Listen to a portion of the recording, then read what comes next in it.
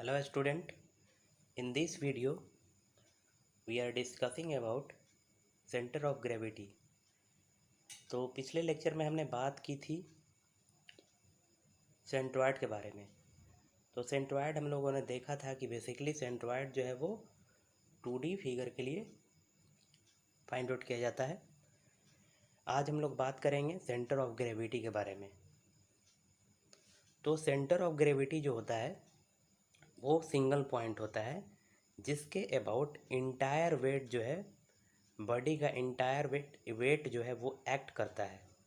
वो single point जिसके about body का पूरा वेट वो एक्ट करता है उसको बोलते हैं सेंटर ऑफ ग्रेविटी। तो इसको ऐसे बोल सकते हैं कि centre of gravity is a single point about which the entire weight of a body acts. वो पॉइंट जिसके अबाउट पूरे के पूरे बॉडी का वेट जो है वो एक्ट कर रहा, वो एक सिंगल पॉइंट पे, उसको बोलते हैं centre of gravity. Centre of gravity को जो है सीजी से डिनोट करते हैं। It is denoted by CG. अगर सीजी की बात करें सेंटर ऑफ ग्रेविटी की, तो centre of gravity will remain same irrespective of the position और ओरिएंटेशन ऑफ द बॉडी। इसका मतलब ये हुआ कि सीजी हमेशा जो है वो सेम होगा, उसका पोजीशन चेंज नहीं होगा, चाहे हम उसका जो पॉइंट है वो चेंज नहीं होगा। CG will remain same. CG जो है हमेशा सेम होगा, चाहे उसके हम पोजीशन को चेंज कर दें या फिर ओरिएंटेशन को चेंज कर दें। बॉडी के पोजीशन को भी अगर चेंज कर देंगे या फिर उसके ओरिएंटेशन को भी अगर चेंज कर देंगे तो सीजी हमेशा सेम होगा। तो उसी के बारे में बोलता है कि CG will remain same irrespective of the position और orientation of the body. Irrespective of the position का मतलब हुआ कि पोजीशन को चेंज भी कर देंगे तो उसका सीजी जो है वो चेंज नहीं होगा।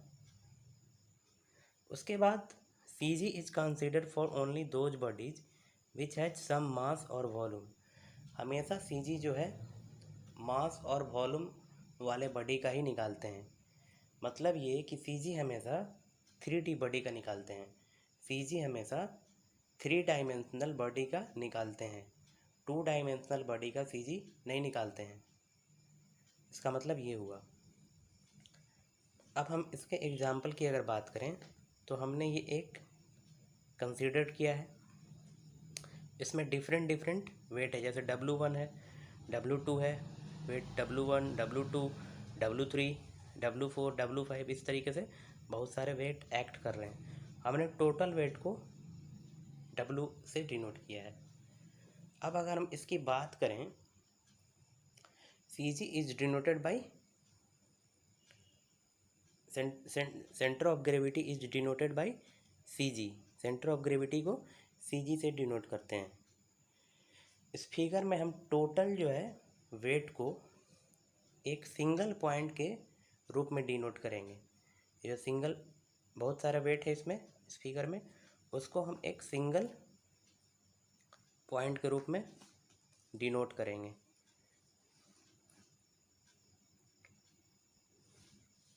ओके, तो हम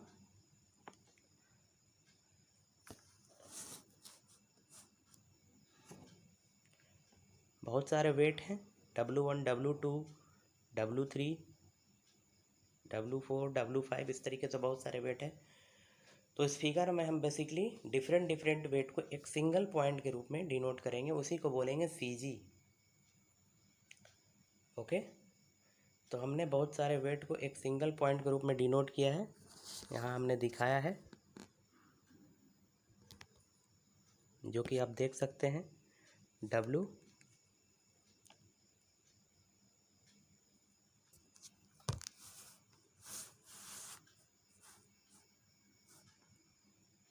यहाँ हमने इसे W से डिनोट किया है। तो ये होता है CG। बेसिकली आपके एग्ज़ाम में बहुत ही बेसिक सा क्वेश्चन पूछता है कि what is the difference between centroid and centre of gravity. तो हमने बात पिछले वीडियो में की थी सेंट्रॉयड के बारे में, आज हम लोग देख रहे हैं सेंटर ऑफ ग्रेविटी। सेंट्रॉयड हमेशा 2D बॉडी के लिए यूज किया जाता है, लेकिन centre of gravity 3D body के लिए यूज किया जाता है। 3D बॉडी के लिए किया जाता है यूज निकालने के लिए। ये हमेशा वो पॉइंट है सेंटर ऑफ ग्रेविटी, वो सिंगल पॉइंट है जिसके अबाउट इंटायर वेट जो है बॉडी का वो एक्ट करता है। तो अब हम बात करेंगे कुछ centre of gravity of some solid. कुछ सॉलिड्स हैं जिनके सेंटर ऑफ ग्रेविटी के बारे में बात करते हैं। तो सबसे पहले हम लोग देखते हैं सिलेंडर। ये हमारा सिलेंडर है जिसका हाइट h है, रेडियस r है। सिलेंडर का जो वॉल्यूम होता है वो होता है πr² h, जो कि हम जानते हैं। ये हमारा x एक्सिस है और ये y एक्सिस है, ठीक है। तो सेंटर ऑफ ग्रेविटी जो सिलेंडर का जो सेंटर ऑफ ग्रेविटी होता है वो h/2 पे एक्ट करता है। मतलब हाइट के आधे डिस्टेंस पे, जितना हाइट है सिलेंडर का उसके आधे डिस्टेंस पे सिलेंडर का सेंटर ऑफ ग्रेविटी एक्ट करेगा। तो centre of gravity of solid cylinder is h/2। उसी तरीके से अगर हम कोन की बात करें, centre of gravity of solid कोन, तो सॉलिड कोन, यहाँ हमने एक सॉलिड कोन बनाया है जिसका हाइट h है। तो इसका वॉल्यूम होता है कोन का 1/3 πr² h। कोन का वॉल्यूम होता है 1/3 πr² h। और सेंटर ऑफ ग्रेविटी कोन का जो एक्ट करता है वो h/4 डिस्टेंस पे एक्ट करता है। मतलब h/4 डिस्टेंस पे इस कोन का पूरा वेट जो है वो इस पॉइंट पे, इस सिंगल पॉइंट पे एक्ट करेगा, इंटायर वेट इस कोन का। उसी तरीके से यहाँ h/2 डिस्टेंस पे, यहाँ h/2 डिस्टेंस है हमारा, इस डिस्टेंस पे पूरे के पूरे सिलेंडर का, इस पूरे के पूरे सिलेंडर का वेट जो है वो एक्ट करेगा h/2 डिस्टेंस पे। तो इसका CG क्या हो जाएगा सिलेंडर का h/2। उसी तरीके से कोन का CG क्या हो जाएगा h/4। अब हम बात करते हैं स्फेयर की। तो स्फेयर का जो CG होता है वो उसके रेडियस पे एक्ट करता है, जितना उसका रेडियस होता है। स्फेयर का वॉल्यूम होता है 4/3 πr³। स्फेयर का वॉल्यूम 4/3 πr³। और उसका जो सेंटर ऑफ ग्रेविटी है स्फेयर का वो एक्ट करता है r डिस्टेंस पे। जितना रेडियस होगा इसका, ये रेडियस है r,